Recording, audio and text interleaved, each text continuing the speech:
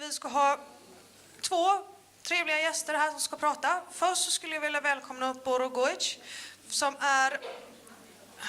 And now I think I need to change language, because otherwise you will start looking at me and wondering what am I saying about you. So I would like to welcome Borogoj. He's the chair and founder of the organization in Bosnia called Celebrate Recovery. He is also one of the person who has brought together this recovered users network that we have several other members of in the audience here, from both from Poland and from Russia and nowhere else. From Sweden, of course, and San Patriano, and from Sweden. I'm sorry, I blocked here. But very welcome, and we have asked you to speak about why it is important to have the recovery voices in the society, in the debate. Because you and Recovered Users Network has done a wonderful job in raising the voice of recovered users globally. But maybe it's also needed on national and local level. Thank you, Linda, for this introduction. And I would like to use this opportunity to thank to organizers to invite me here as a speaker and also to choose that topic, which is very, very important. I did one thing that I'm not doing very often, and this is that I put my speech into the paper. So I think it's safer for you and for me, and for David too. Because we don't have so plenty of time, and I think that I can be briefly through that what I want to say. So basically, as Linda introduced me, I'm representing Celebrate Recovery organization from Bosnia, who is mainly doing integration of the people who recovered into society. We've been hear people from San Patrignano, from Norway, speaking about a rehabilitation program, but sometimes that the last step is always missing. And in the last step, which is the most important, we are trying to deal with that kind of support to our people in the way to reintegrate them into society, to find some housing for them, to find a new re-education or some employment. But before everything, to give them support in that next stage of their recovery journey, what is very important.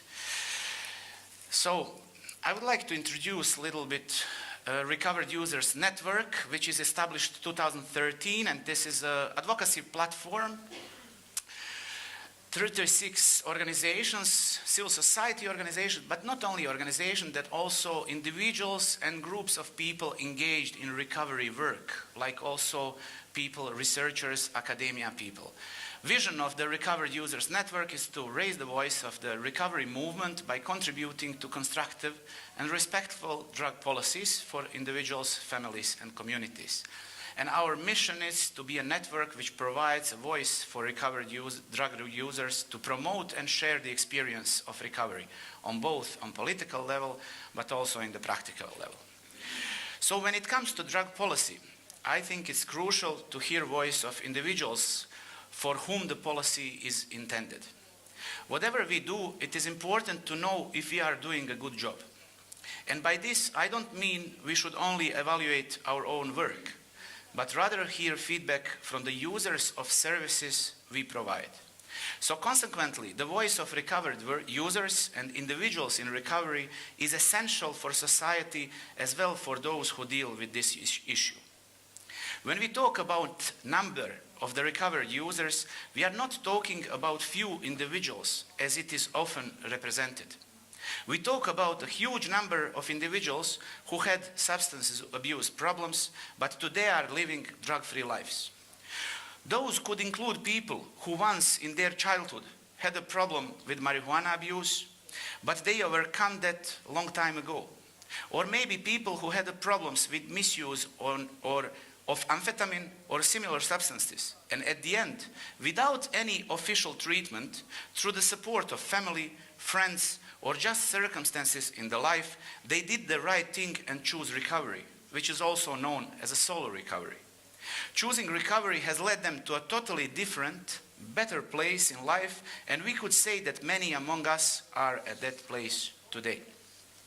But at the same time, we are at the conference which focuses on one of the most vulnerable groups, people who suffer from addiction which has developed to such an extent that they need help and treatment.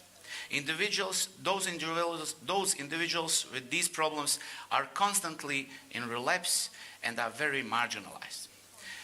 But let's take a look about one research.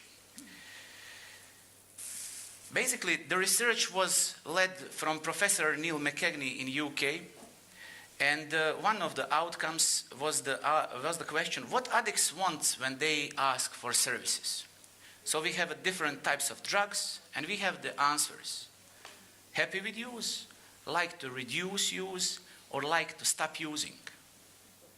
There is clearly that the people who taking heroin, methadone, crack cocaine, amphetamines, but most of them want to stop using drugs. So this raises important question. Do we consider the aspiration of addicts to live drug-free life legitimate? If we were conducting a research and we asked the citizens of Gothenburg what kind of fruits would they wish to have available on marketplace, and if they replied that they would like apples, pears, strawberries, and if the answer to that research was to import mango, pineapple, and avocado, then obviously we were not listening to consumers who actually create the law of supply and demand. I think you can see my point, and I wonder why, in practice, in treatment in the addiction field, the response is much different from what individuals with drug-related problems want from service providers.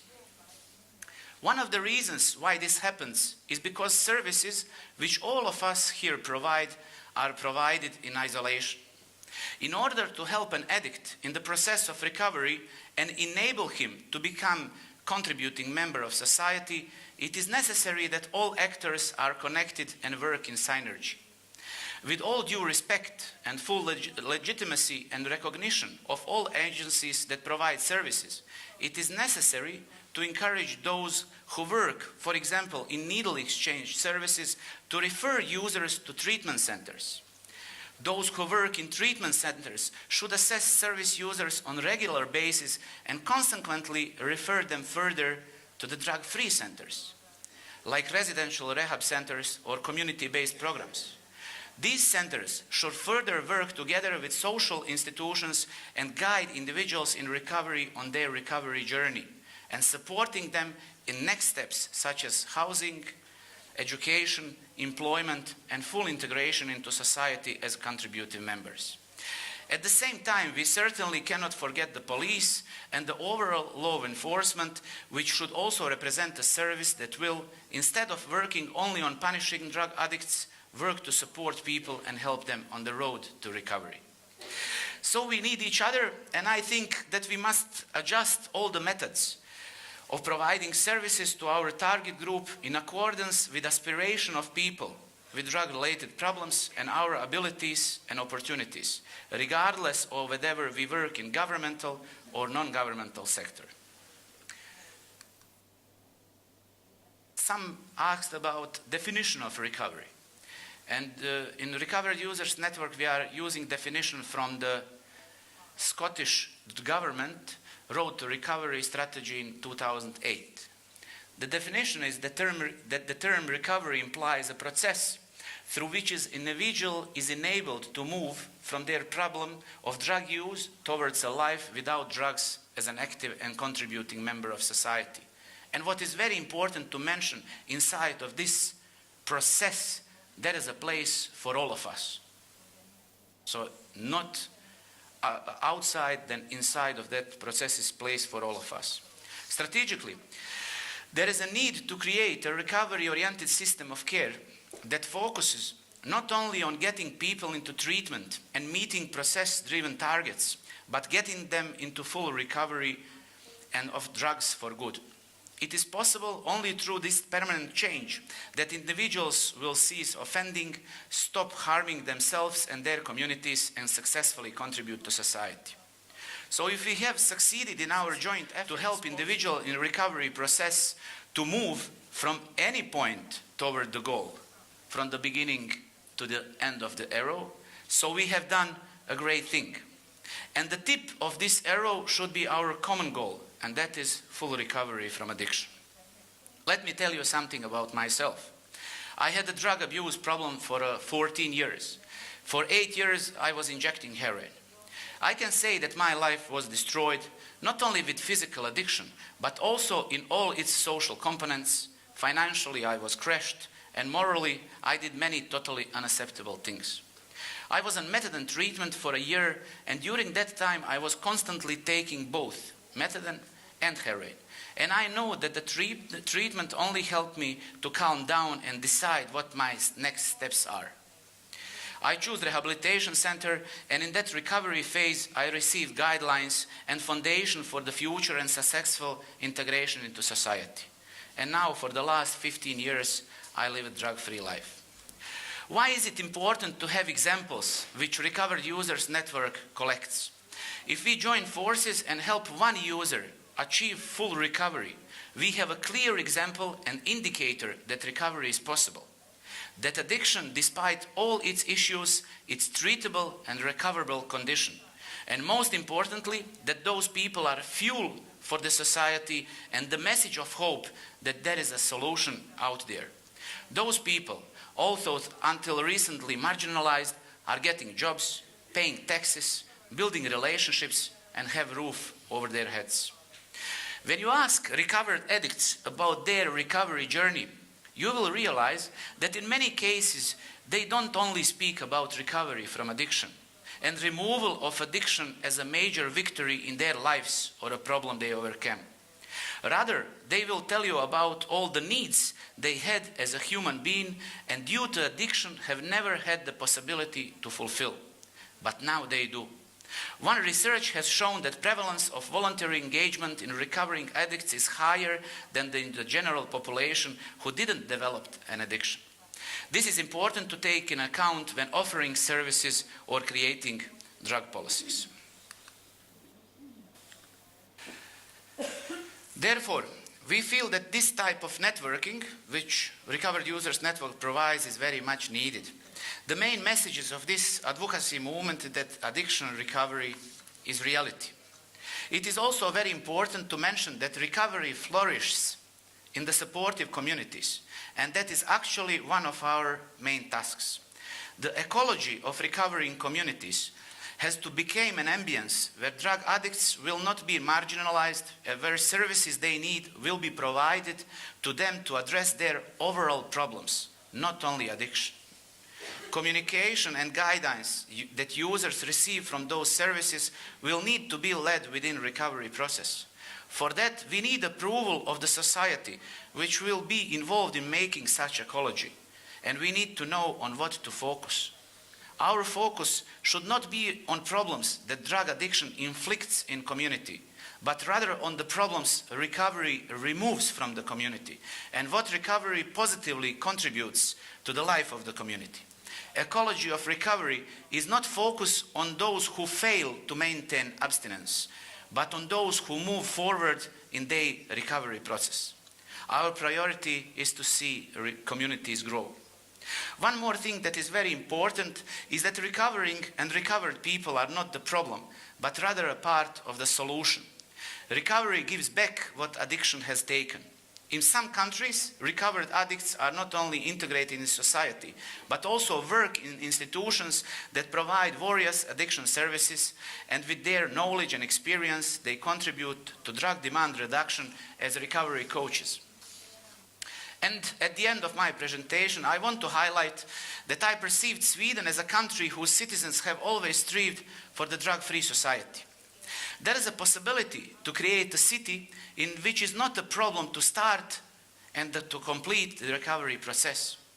At the same time, today in EU and beyond, there are movements that bring policies as well as dangerous messages that we should perceive drugs as something positive. That also brings a danger that through legalization, decriminalization, and social approval of drug abuse, we are starting a journey to a place where recovery will have no significance. Consequently, if we declare drugs good, then we do not need to recover from drug use. But drugs cannot be positive And marijuana is not a harmless thing. And I'm telling you because all recovered users have the same opinion. Let's go one more time briefly back on the research from Scotland. And I would like to tell you something more from the perspective of recovered user. Even though drug users aspire to become drug-free, and even if we all join forces and provide all services available at the moment, still there will be a people who will not recover and who will continue to do great harm to themselves and to community in general. Will this limit us in setting goals and standards? It shouldn't. Following this analogy, I perceive the same way the Swedish and every drug-free policy, which is sometimes depreciated on EU and UN levels as idea of utopia, outdated version, or a goal that cannot be achieved. Of course, that neither the Swedish or nor other country will ever be drug-free. Drugs have always been presented and always will be, but nothing can prevent us to set drug-free world as a standard. Our main task is to set recovery as a primary goal in drug treatment. We all want to see our communities healthier with less drugs and less crime. Entering the recovery process is crucial for overall health of any individual. Course of anyone's recovery process, as well as his spot on the arrow I presented, will certainly depend on the decision and willingness of that person. But also we as society and service providers have an important role to be the one who will support someone towards the end of that arrow and towards full recovery, integration and inclusion in society. Thank you for listening.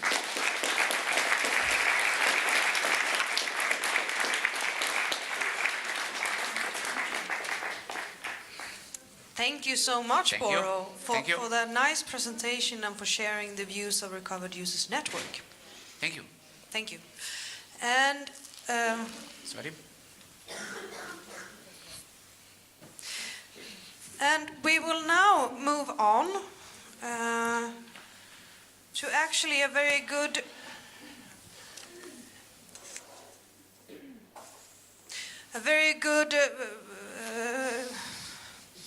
example.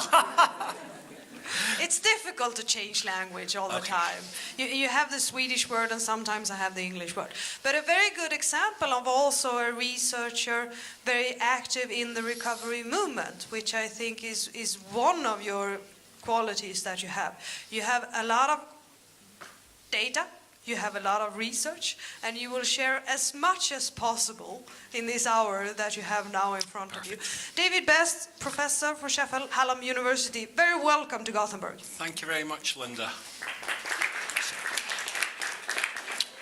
And what else I have an awful lot of is words. So if all of you are tired out there, and I'm sure you will be by this point in the day, you should feel some sympathy for the two ladies in this booth who have the challenge of various other people have had to try and speak in English for whom it's not a native language, but I have had 49 years of mangling the English language, and I will continue to do so. So what you have is the product of someone who works partly in England and partly in Australia, but is the product of a mother from Glasgow and a father from Belfast who has found novel and innovative ways to abuse the English language over a number of years. So I'll start. Okay, there's kind of 5 sections to my talk. I'm going to make some introductory comments. Linda, don't tell me this is some kind of quality assurance thing. That's me finished already. I don't know what happened. We have connection problems? It's a connection problem. Yeah. Okay, well, I'll just keep talking. So I'm going to do some introductory stuff, and then I'm going to talk to you, which may not be what you expect to hear, about sexually transmitted diseases, donuts, and divorce. Then the third section, I'm going to talk about the evidence for recovery. The fourth section is about recovery capital, and the final section is about how this impacts on cities. But I'm going to start by laying out what, for me, is the fundamental premise that underpins what Boro has just said and what many of our earlier speakers, including Michael, will have said as well, which is Recovery is a process and a journey that takes place over time. It takes place over time, and we typically think of going from initiating recovery to stable recovery as a journey of around 5 years. And I'll explain why later. And in that period of time, people transition from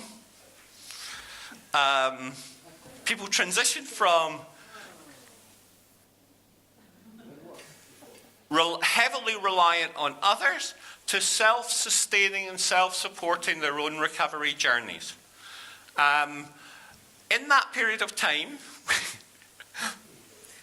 We need to get some help here. Okay, that's okay, I can... No, if you keep talking... I will keep talking. I'll keep talking until somebody pulls me off the stage. I know that you will be talking until I say that you can't talk any longer. So if you keep talking, and then Yep. we'll try to fix this cable thingy that is it's not connecting. Okay, so the issue for me is it's a huge motivational challenge. All those physical dependency issues make the process of recovery incredibly difficult and demanding.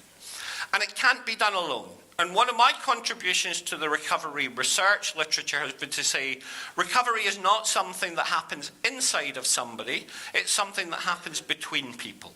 It's intrinsically an interpersonal phenomenon. It needs other people. And in the course of the last 10 years or so, I've collected about 1,800 recovery stories. And the only common characteristic of all of those unique individual personal journeys is nobody does it alone. There are key individuals at various points in those journeys. And it's a journey that's characterized by small proximal social processes and wider societal processes about reintegration and inclusion. And I'm sure you've heard lots of the discussion about definitions, so I'm not going to go through definitions at all, really. The two most commonly used ones, I guess, are two consensus groups, one from the US, from the Betty Ford Institute Consensus Group, and one from the UK, from the UK Drug Policy Commission. Both of them broadly rely on three component parts: something about abstinence and non-use, something about global health and well-being, and something about citizenship. Here comes the cavalry.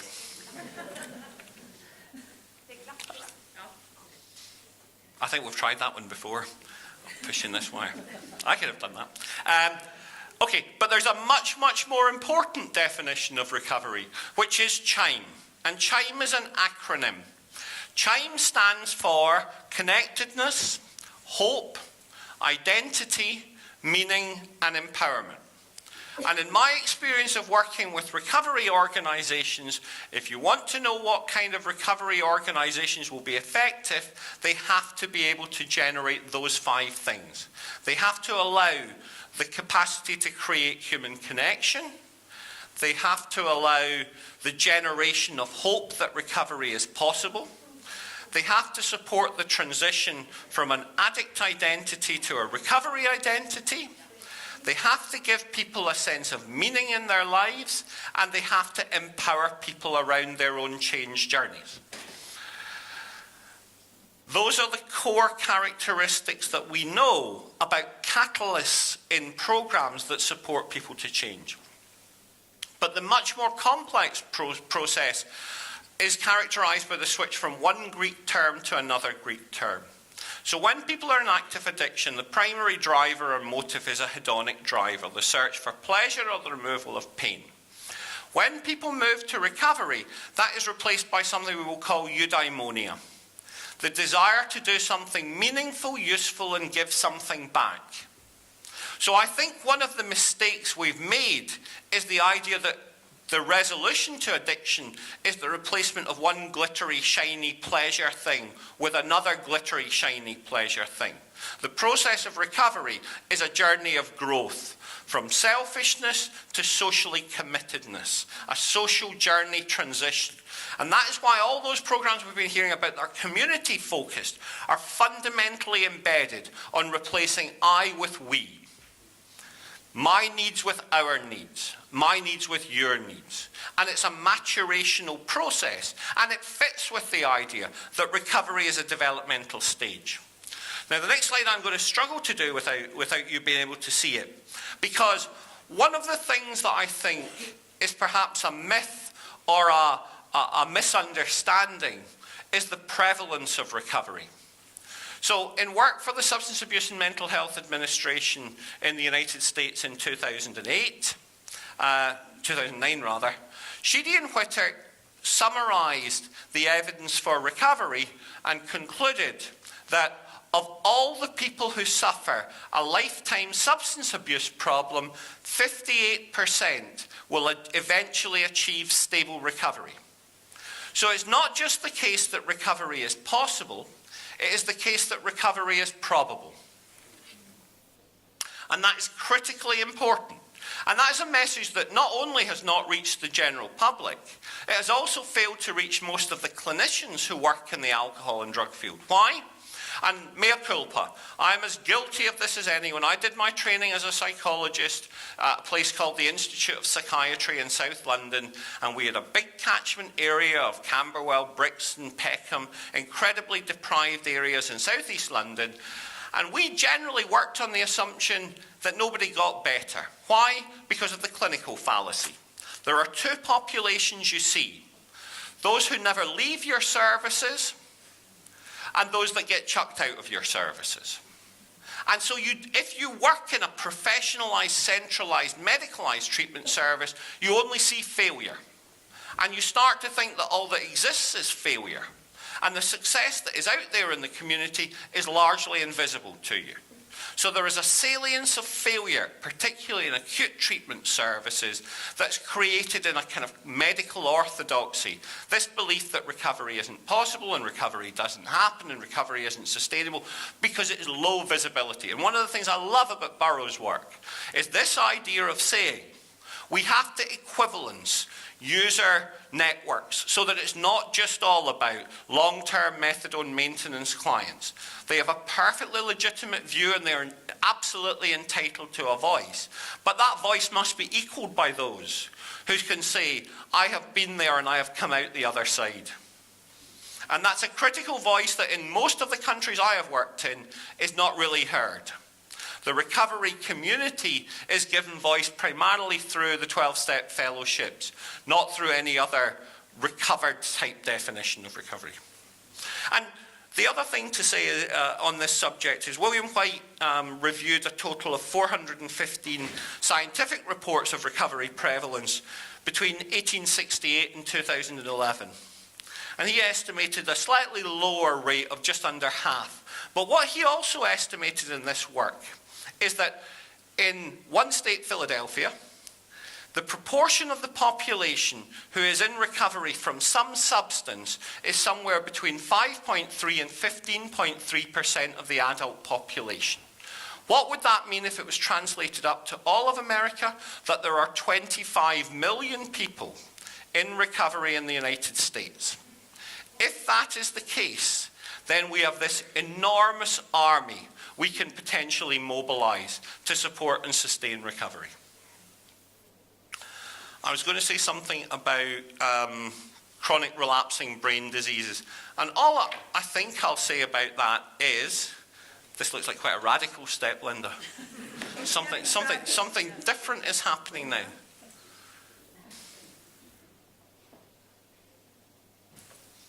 Keep going or stop? No. Just keep talking. Just keep talking. Just keep talking.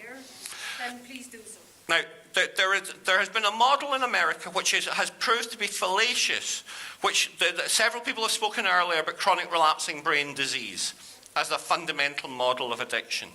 And that was really for two reasons. One, something to do with medical insurance, that it was better if addiction could be a disease because it made through insurance possible. Secondly, the argument was, if it's treated as a physical failing and not a mental failing, stigma will be reduced. And the attempt to do that was successful. So the general public did indeed think that, oh. If we stay still now, and you use that word. I stay still? Yeah. Really? We don't move that, and you use this one to click forward. Perfect. Okay. It's always a good idea to move me far away from technology. That's a good thing. Okay. Yeah, so the argument was if addiction could be treated as a chronic relapsing brain disease, it would reduce stigma. The general public bought into that idea, but stigma went up. So the reported levels of stigma did not reduce. And what is more, the neuroscience evidence remains weak at least on the subject of whether recovery can indeed be regarded as a reversal of some kind of deterministic biological process. And at least two eminent neuroscientists, Mark Lewis and Jean Heyman, have argued strongly against a biological determinism for recovery, irrespective of whether onset has a biologically determinate process. And it's really important, if you want to advocate recovery, to say, we know the catalysts are social. The catalysts are not biological for change. So moving on. Yes, so that's a picture of a brain. I'm going to stick with the theme of stigma for the moment, because if we engage in this notion of saying, when someone is characterized as an addict, and we refuse to allow the reversal of that characterization, we effectively systematically exclude, and society gets what it pays for. The point I want to make, both negatively now and positively at the end, is if we treat addiction as somehow irreversible, we are creating a massively excluded population, but not just that population. That has ripple effects to their partners, their parents, their children, who are also stigmatized and excluded by association and by connection. And only if we engage in what in the language of crime is called reintegrative shaming. In other words, we engage in treatment processes, but the purpose from a societal level is full and unremitting reintegration, not partial, no criminal record checks that say you can't get a job doing this, that, or the next thing. Because if we go down that road, we effectively create a barrier to the likelihood and the possibility of full recovery happening. Because fundamentally, recovery is a social contract. It is a contract between an individual, their family, and the wider society. And the process of change is fragile. And if society blocks it, we end up with an excluded population. And I did much of my early research in Glasgow, where large tracts of the city are scarred by excluded, marginalised populations, where the currencies of life are heroin dealing, methadone and benzodiazepine swapping, and various other forms of criminal activity. There is no legitimate employment in largely excluded populations. One of the huge challenges for us is how to challenge stigma and exclusion. And I will argue that this is a process of social contagion. That in essence, what we have is a population who experience double stigma.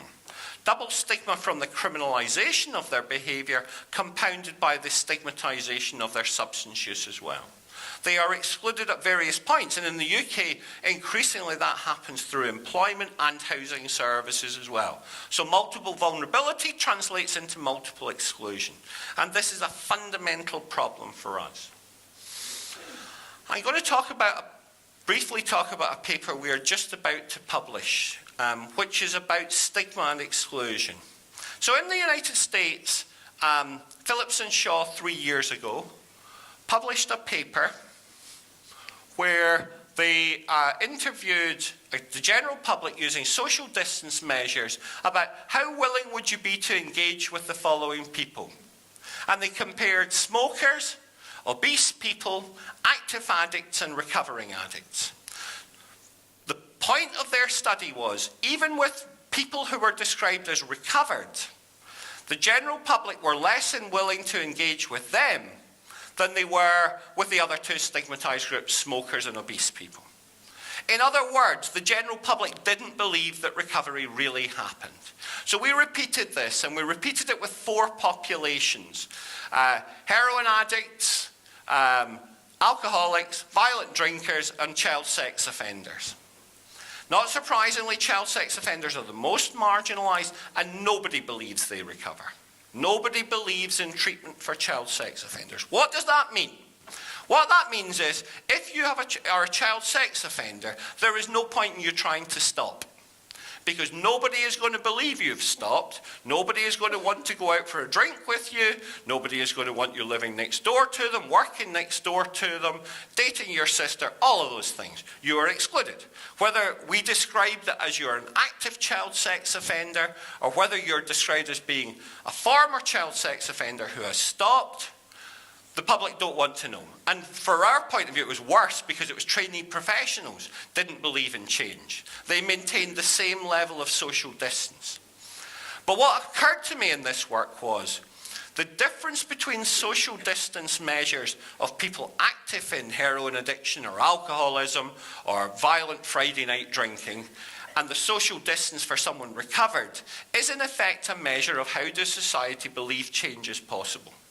And the answer, sadly, from our point of view is generally people do not believe that change is possible. And so the kind of conclusion from this is that the difference between your willingness or not willingness to change is in effect a judgment on society. And in the context of crime, Shad Maruna, an eminent American criminologist, has said, societies that do not believe that offenders can change will get offenders who do not believe that they can change. And they will get offenders who do not change. And precisely the same is true about societies that do not believe that addicts can recover. We'll get addicts who believe that they cannot recover. We'll get employers who believe that people can't recover. They'll get housing officers, college enrollment officers, all of whom believe that nobody can recover, so nobody will recover. This is the point about stigma. Stigma is not something about being nasty to people in the street. It's these subtler processes of exclusion and marginalisation. But in recovery language, what it's fundamentally about is creating societal barriers to personal change. If society stops allowing people to recover, everybody pays the penalty for that. Society suffers. Towns and cities suffer from that change. And that's the fundamental premise. Now, how does behaviour change in societies? It changes through social contagion. So now we're going to talk about obesity.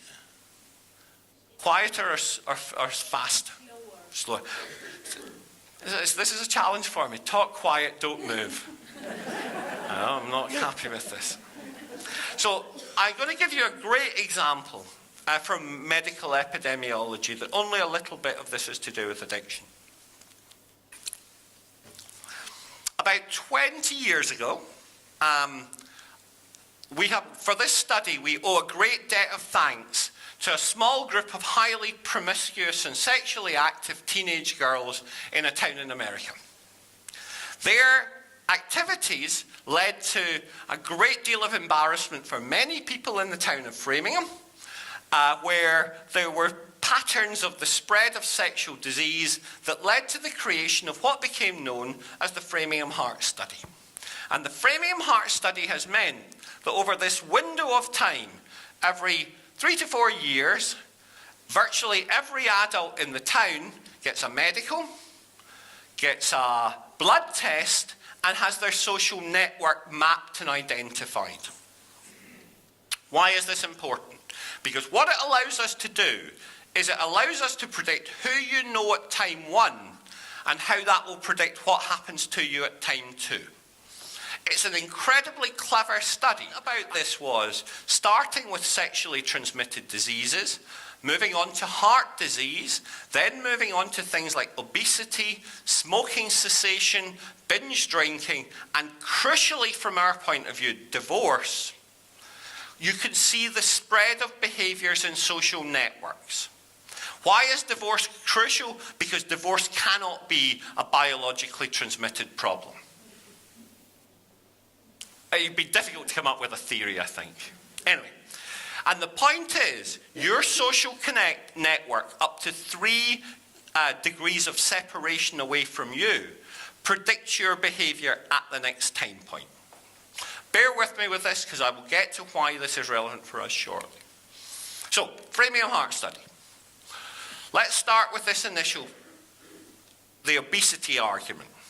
A person's odds of becoming obese at time 2 increase by 50% if they have a friend who becomes obese at time 1. In other words, if in the year 2000 you report in your social network a person who has become obese, your likelihood 3 to 4 years later of being obese have just increased by more than half. What is perhaps even more astonishing, if your spouse stops smoking at time 1, the chances of you smoking at time 2, 3 or 4 years later, have also gone down by 67%. While if a friend stops smoking at time 1, the chances of you smoking at time 2 have gone down by 36%. Now, even more amazingly, if one of your friend's friends stops smoking, your likelihood of smoking 3 to 4 years later has just gone down by 29%. And if the friend of a friend of a friend stops smoking in 2000, the likelihood of you smoking in 2004 has just gone down by 11%.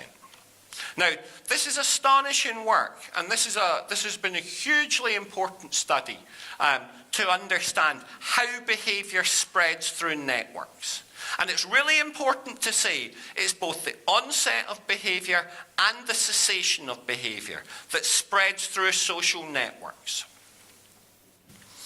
And it spreads in different ways. And you can see from this is what a social network map looks like, and it tells you some of the kind of core terms.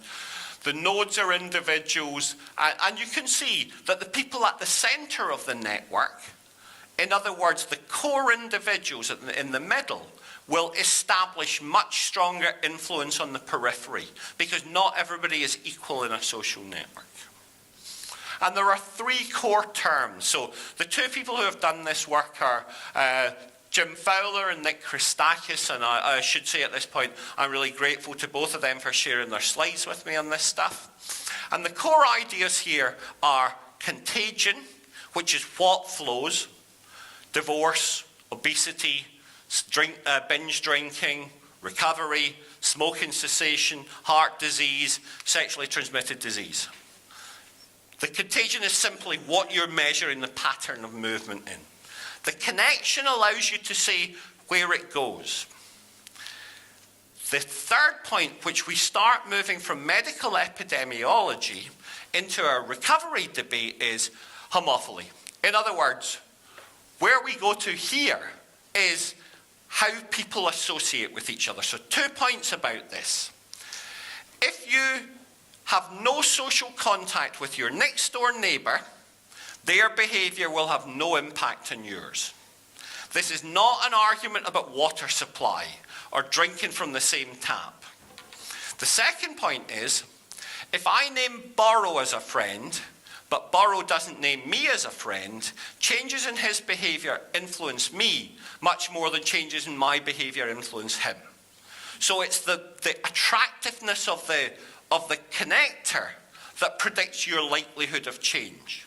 And this is bidirectional. In other words, if I am a heroin injector and Borrow isn't, but he is the more attractive individual in our pairing, his behaviour will have more influence on me than mine will have on him. So it's the attractiveness of the individual or the group that predicts the likelihood of contagion. Okay, too much science. Your friends can make you fat. What we basically want, so, okay, I come from Glasgow, and I started work in Melbourne about 5 years ago now, 5 or 6 years ago. So the first day I get into work, I turn up in the canteen to have my lunch.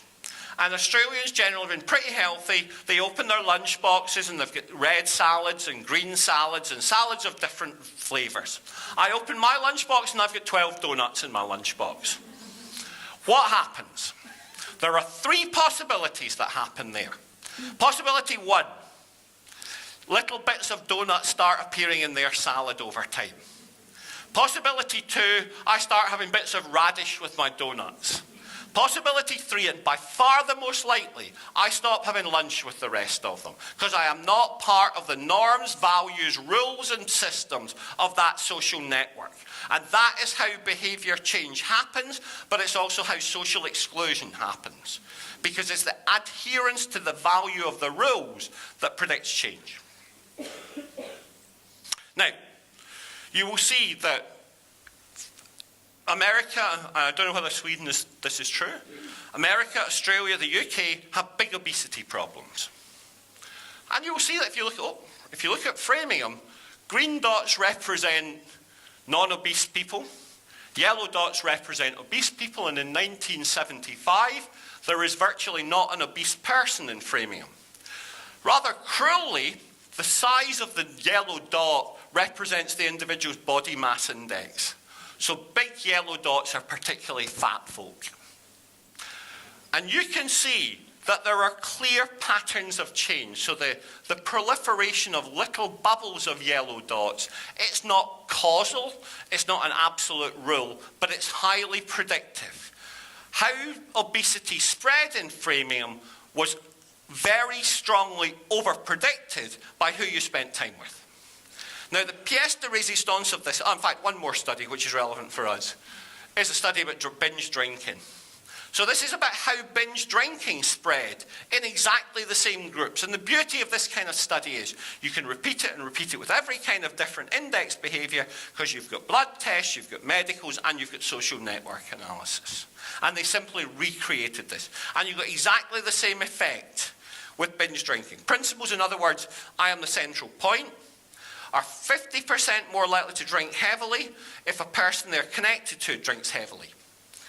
36% more likely if a friend of a friend drinks heavily, 15% more likely if a friend of a friend of a friend drinks heavily. It's not about direct social influence or the language of social control or social learning. It's about rules, norms, attitudes, and values. That's how behaviour changes.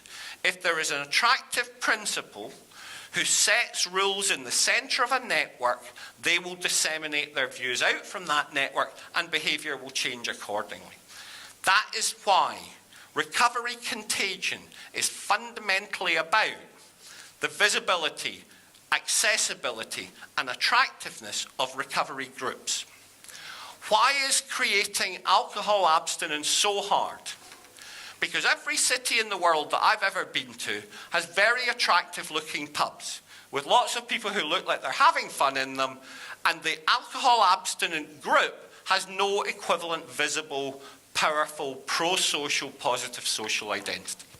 The challenge is about the visibility and where it is seen, and this has been something we've known from prevention for ages, it's hard for adolescents to stay abstinent because it's hard for them not to perceive the salience and visibility of drinking as a ubiquitous and attractive behaviour. My next quiz question, does anyone recognise this city?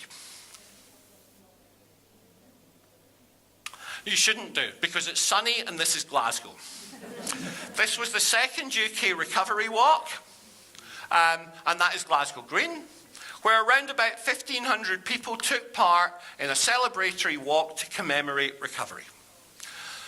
What's interesting about this? Well, I don't want to denigrate my own home city, but you never get 1,500 people together in Glasgow without drinking, drug use, violence, and all the other consequences that go with it. But here we had 1,500 people in recovery, no problems, highly pro-social, highly important message. The following year it was in Cardiff, and here is a little local recovery walk in a town in Yorkshire called Barnsley. Why would you have recovery walks? Well, there are 6 primary reasons why you would have this as an example of a contagious pro-social recovery behaviour. The first is social learning. The first is to demonstrate and teach how to behave in recovery. Create visible recovery identity. The second, social control. The establishment of norms, rules and values about behaving in pro-social acceptable ways that promotes and celebrates recovery. The third is a public and political act. For anyone who's got incredibly, oh, no, let me go backwards to the Glasgow slide. For anyone who's got incredibly good eyesight, that is me there. And the person next to me, his name is Fergus Ewing. And at that time, he was the Scottish Community and Health Minister. And we had representatives from all 4 of the major political parties in Scotland take part in the recovery walk. So it becomes a political act of engaging. Public group. Now, I'm determined not to denigrate harm reduction, but you would not get representatives from all 4 political parties going on a walk supporting needle exchanges, methadone maintenance prescribing. Why will ministers do this? Because this is celebrating success. This is celebrating something that politicians like. And in the UK, in Scotland, and in England, and in Australia, one of the reasons why it has been much easier to embed recovery in policy than it has been to embed it in clinical practices, because it appeals to politicians. It's a good news story about taking vulnerable, marginalised groups and re-embedding and reintegrating them. The practice for clinicians is much more challenging, but politicians generally like this message because it's a positive message about excluded groups reintegrated and reaccepted. The principle of this is very strong. And that's, I guess, the premise, the starting premise about the contagion component. I'm going to move on to my 3rd section now. How am I doing for time? I've got about 4 hours left. You have 15 minutes. Oh, right, I better move on then. Okay, what do we know about recovery? I'll go fast now. What do we know about, my apologies, but I'm going to go fast now. Faster, I mean. In 2013, Keith Humphreys, a very eminent American academic, and a student of his called Anna Lemke, summarised what we know about what works in recovery, and they came up with 3 things. The 3 things that are clearly evidenced as working: recovery housing, Oxford houses and other models, and I guess San Patrignano and various other places might well be included in that, mutual aid delivery, and peer-based delivery of interventions. In our own starting work and reflecting something that Borrow mentioned earlier,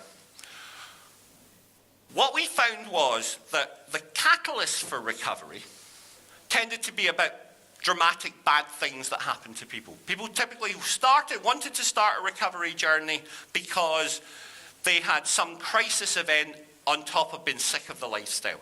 But what kept them in recovery was other people. What sustained recovery was always, not always, predominantly other people. What makes people manage recovery effectively, and we have now found this in every one of endless studies we've done in the UK and in Australia, what enables people to manage to sustain recovery and have a good quality of life in recovery, spending other time with people in recovery, social control, social learning, and the contagion of positive group effects, and that translating into meaningful activities, positive pro-social meaningful activities. And there is a phrase which I will use regularly at this. The acronym for how people manage to sustain recovery is a highly technical scientific term called GOYA. G-O-Y-A. What does it stand for? Get off your arse. The more you do, the better you do. And we were criticised heavily when we published these papers saying this. And so we had to go back with new cohorts of people, and we created, I'm not going to go through the detail of this, but basically, if you take people who at time 1 are engaged in no meaningful activity, and in time 2 are engaged in meaningful activity, their quality of life goes up. Physical well-being, psychological well-being, quality of life. If you take people who are engaged in meaningful activities at the start and the end, they are continuously high. If you take people who are working, volunteering, or in education at the start and stop it, their quality of life goes down. In other words, activity catalyses well-being.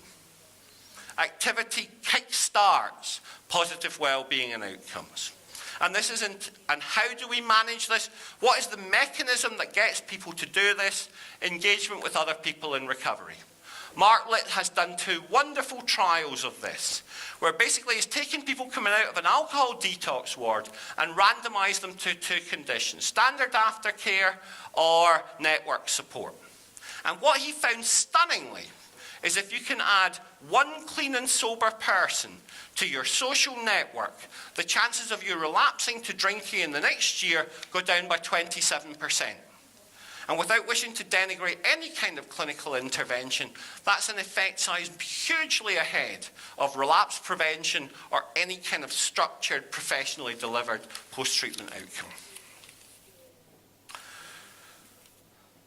How does this happen? Well, if you look at Rudolf Moose's review, it happens through a process of psychologically driven hooks.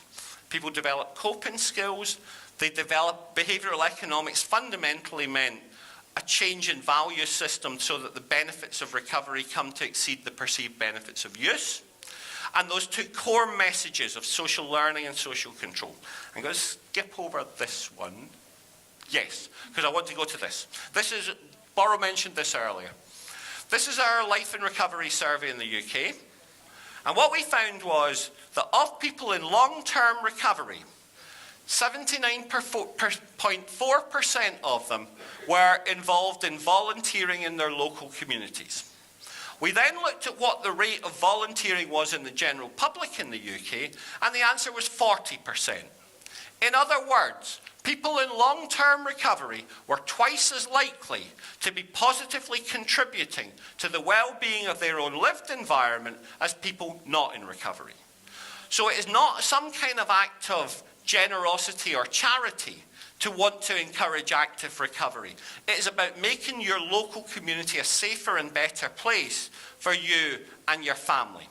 And the previous slide, which I'm not going to talk about, was basically to look at, compared to the general public, 2 recovery populations both showed much higher social and environmental quality of life. In other words, they are better embedded in their local communities.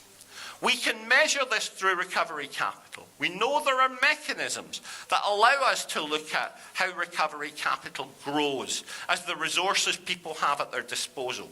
But to go back to this core point, recovery resources reside in 3 component parts. Those skills within you, self-esteem, self-efficacy, coping skills, resilience, which is this part. The social embeddedness of this. The resources you can draw on from other people, but crucially, your commitment to those other people. And then, critically, collective or community recovery capital. Jobs, friends, houses, access to resources, and the absence of stigma. Now, this analysis we did for the Royal Society of the Arts in England, and the 2 people who did it, I did it on our data from Scotland and England. Alexandra Lode did it on a cohort of New York recovering addicts. And the key point was, whether you're talking about New York, Birmingham or Glasgow, exactly the same tripartite model predicted well-being and recovery. So completely different cultures, contexts, drug patterns, but the recovery predictors were the same. And how does this work? I'm going to skip over this, and basically to show you what I think is an underlying mechanism model. As people start on a recovery journey, they develop personal strengths and objectives and goals. They are mediated through social support networks, but the benefits of social connections is that they provide access to opportunity. Why do you want people early in recovery to be involved in all the things Michael talked about? Because it gets them outside small, excluded addict networks and into wider social groups and activities that accesses the resources in their community. Our Health Connectors model is fundamentally about saying, how do we build up personal impact and social impact by accessing resources in communities? And that's fundamentally what this model is about. And we did this with a group of offending heroin users. This is a PhD student I had. We took offending drug users and alcoholics and we got them playing football. And essentially the reason for doing this was to generate this model of connections to communities, to change people's social networks and through changing people's social networks to increase their capacity to access resources available in their local community. Because if you're excluded and marginalised, as these young male offenders typically were, not only do you not find out about the things that go on in your community, even if you find out about them, you exclude yourself at the start, because you think, it's not for scum like me. I'm not allowed any of that stuff. It's only through connectors that you engage in and have access to those resources that exist already in various communities. And I hope Michael's talk earlier gave you some illustration of the depth and breadth of the kind of things that are available there. And essentially what we are trying to do is to transition excluding, divided and marginalised communities into therapeutic landscapes for recovery. This borrows from the language of health geography, which essentially is to suggest that there are context factors, predictable context factors, that shift the likelihood that people who are starting on a recovery journey will be able to sustain it. And they are to do with pathways to resource, social resource and practical resource. And one of my main challenges and criticisms around therapeutic communities has traditionally been they are very good at bonding capital, but they are poor at bridging capital. They aren't good at matching into those external community resources for when people leave. Creating the therapeutic landscape outside a therapeutic community is effectively a translation process for that journey. So the challenges we have are to engage in this model of addressing stigma and to change community recovery capital by making resources more accessible. The questions I want to set you, because this is not a presentation about me presenting you with a whole load of research stuff, is how can we promote and sustain this notion of desistance and recovery in our society? How can we increase belonging and inclusion? The model that Michael talked about earlier on is through an assertive linkage component, that our successes, our champions, become the connectors into positive community resources, with two reasons. One is to make it easier for a group of people early in recovery to access resources, but two, to fundamentally change the city of Sheffield, to make those connections more available and accessible for future generations, so that everybody doesn't have to fight against stigma, exclusion, suspicion, by creating this sustainable model of positive change through connection. And to do it through a process of engaging multiple stakeholders. And multiple stakeholders, not only in terms of the client group, because one of the things we know about recovery is not just about the individual with the addiction problem. It is about their family, about their children, about their neighbours, about addiction treatment professionals. This is a positive sum game about change. And the idea here is we are creating coalitions of partners who have access to different profiles of resources in communities to make multiple sustainable pathways to change. I'm grateful to my colleague from Ghent University, Charlotte Coleman, for this slide about integrated cities, because the idea of our integrated city is those stakeholders are both local and they are hierarchical or city level to create that model of change. Now, I want to apologise again to our translators for the amount of words I've said in the course of the last hour. And I want to apologise to you as well for trying to cover so much stuff in the one talk. But what I want to finish on, and the crucial positive point, is that rehabilitation, reintegration is a social contract. It relies not only on us not blocking people's journeys, but to actively advocate and champion for change. There is a conservatism that will always argue that people with addiction problems can never be trusted, they'll never be reintegrated, they'll always be one step away from relapse and failure. Our duty is not only to say that recovery is possible, That recovery is not going back to where people started. It's about that journey of transformation and hope, and our kinds of findings that says you are better than well, and you are better typically than people who have never been through that journey when you come through the other end.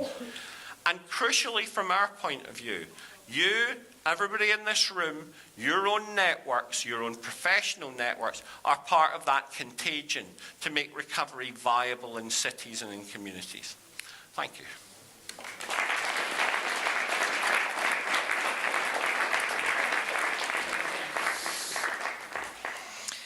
Thank you so much. You're on time. Hey, who knew? Thank you for that lovely talk, and you will also get Thank a you very small much. gift from the social Excellent. company here in Gothenburg Wonderful, called thank you. Vägen ut. Thank you. And we have now reached the point where we will try to conclude today. Och jag ska börja prata svenska igen. Vi har hört mycket idag. Sista timmen speciellt kanske att vi har hört väldigt mycket stoppat i oss. Så nu blir ju frågan, vad gör vi med detta? Hur tar vi detta vidare och hur går vi vidare i staden? Och hur går vi vidare med våra samarbeten och alla de ord som vi har hört så många gånger idag? Och det tänker inte jag göra. För det tänker jag överlämna till socialnämndens ordförande, Marina Johansson. Att du sammanfattar och avslutar dagen åt oss här. Välkommen.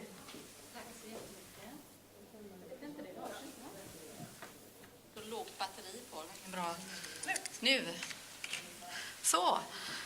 Ja, tack så mycket för en fantastisk dag. Jag har suttit här och antecknat och funderat och pratat med många kloka personer i alla pauser.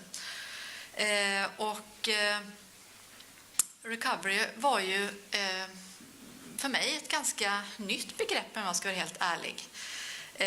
Och under dagen här så har det, känns det som, klarnat mer och mer att recovery är både en, vad ska man säga, både en rörelse, en metod, ett tankesätt.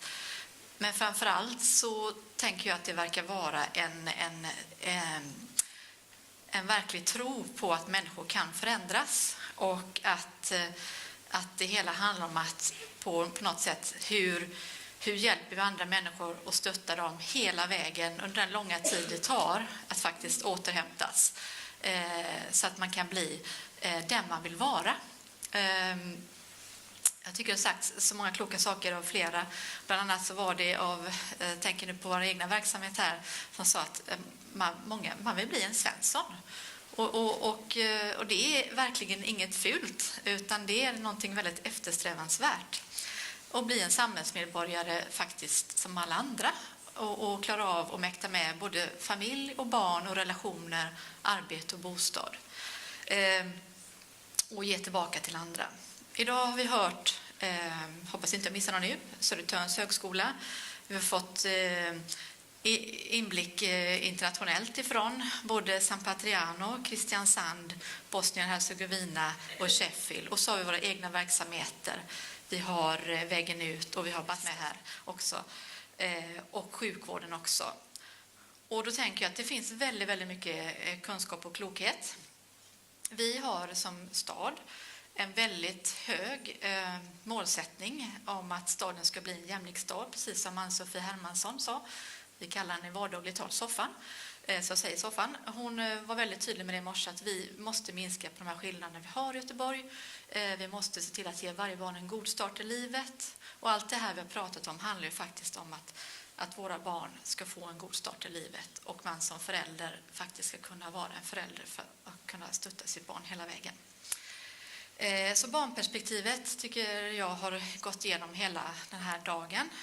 Och det är jätteviktigt för oss i alla våra verksamheter att ha barnperspektivet och barnens perspektiv. Att se till att varje barn får en god start i livet, det vet vi är så himla avgörande för hur hela resten av livet blir. Och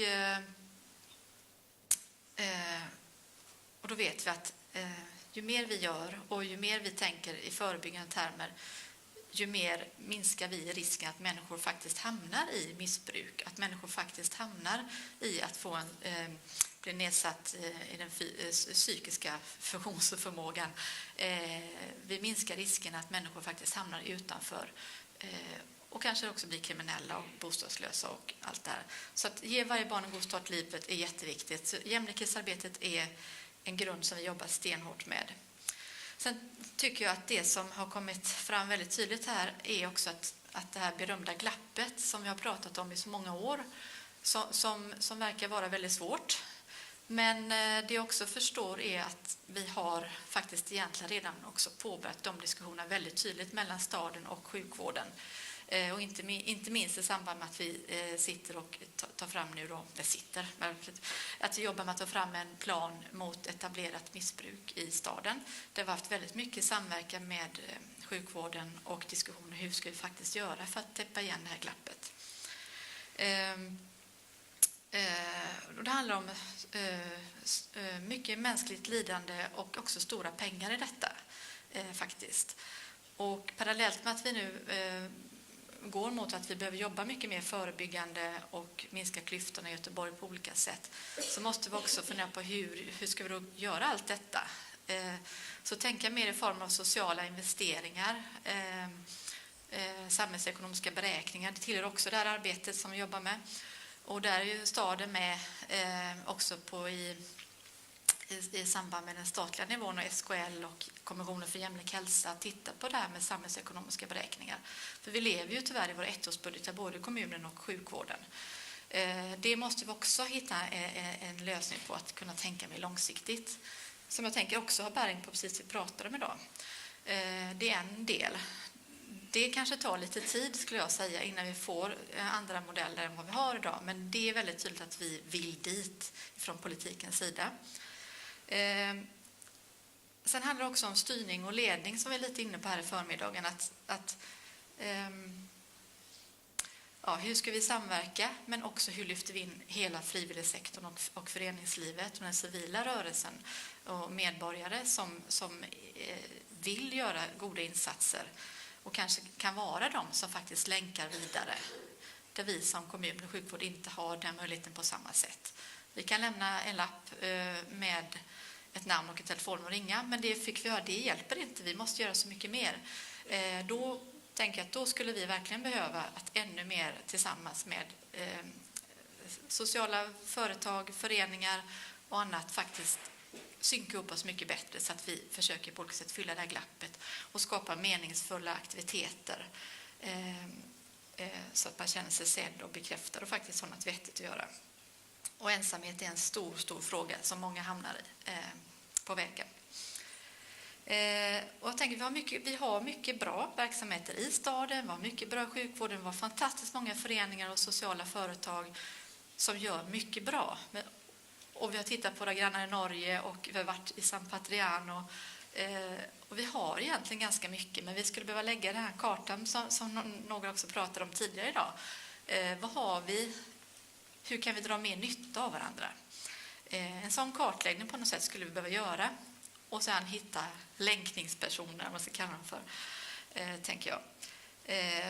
Också viktigt det här med tid, att återhämtning tar tid. Och där har vi en utmaning från socialtjänsten, att vi jobbar ju mycket med korta insatser, även sjukvården. Och så är det man snabbt in, snabbt ut, och så håller det på så, precis som vi fick höra också från Södertörn här, att hur mönstren ser ut. Med återfall, ständiga upprepning heter det. Och att vi måste, tänker jag då, som jag sa i början, vi måste tro på att det går att återhämtas, och vi måste jobba mot stigma och fördomar på detta området väldigt kraftigt. Sen tycker jag att det var väldigt, alltså man sitter och känner igen sig lite här och där ibland, och det här med, som var nu på slutet här från David, där att hur vårt beteende sprider sig i våra nätverk. Och jag tänker efter, ja men jösses, det stämmer ju faktiskt väldigt bra även för mig själv. Så att det sprider sig, så det är väldigt intressant. Jag tänker nu då konkret att dels så tänker jag att vi måste inte börja på noll. Jag uppfattar att det här verkar vara intressant hos de flesta här i publiken, och jag tycker detta är väldigt intressant med återhämtning och recovery-tänket. Och vi har ju som sagt mycket liksom, som vi skulle kunna använda oss av redan. Så tänker jag att fortsättningen skulle kunna vara att vi dels lyfter frågan vi har en samverkansgrupp mellan kommunstyrelsen, där jag då är kommunalråd och ansvar för de sociala frågorna och folkhälsa och funktionshinder. Vi träffar HSNs presidie med regelbundenhet, alltså politikerna och tjänstepersoner i hälso- och sjukvårdsnämnden i Göteborg. Där kan vi lyfta frågan. Jag vet inte om Johan är kvar. Han har smitit. Det var värst. Jag får prata med Johan då. Alltså vi får lyfta frågan där. Hur skulle vi kunna på politisk nivå starta den här diskussionen mer konkret? Hälso- och sjukvårdsnämnden. Det är de som beställer all sjukvård för göteborgarna. Och sen har vi då också en tjänstemannasamverkansgrupp emellan staden och sjukvården som heter LGS. Och där tänker jag att då är det väl lämpligt att våra tjänstepersoner som sitter med där, som säkert några vet jag finns med här idag, lyfter den frågan, så får vi helt enkelt fundera vidare och slå våra kloka huvuden ihop. Ja, ungefär så långt har jag hunnit tänka hittills. Och sen har jag lovat Erik med, för Göteborg är medlemmar i European Cities Against Drugs, att för den som är intresserad så är det ganska snart här i sommar en konferens den 12-13 juni. En konferens i Kaunas i Litauen om missbruksfrågor och hur vi skapar säkra safe cities. Det finns broschyrer längst ner där på bordet också. Det har jag gjort, det jag har lovat också. Det är bra. Men då vill jag avsluta den här dagen och tacka så jättemycket för allt intresse från så många olika håll och alla våra gäster, både från när och fjärran. Och så här. Tack så mycket för väldigt bra dragningar och helt enkelt en trevlig och lättsam dag också. Och hoppingivande framför allt. Så tack så mycket, jag hoppas att vi syns. Så.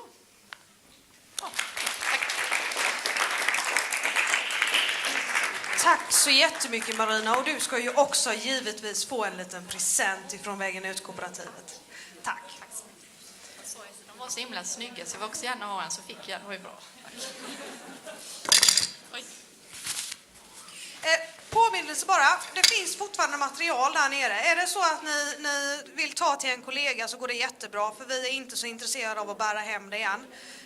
Och vi kommer att mejla ut länk och så vidare.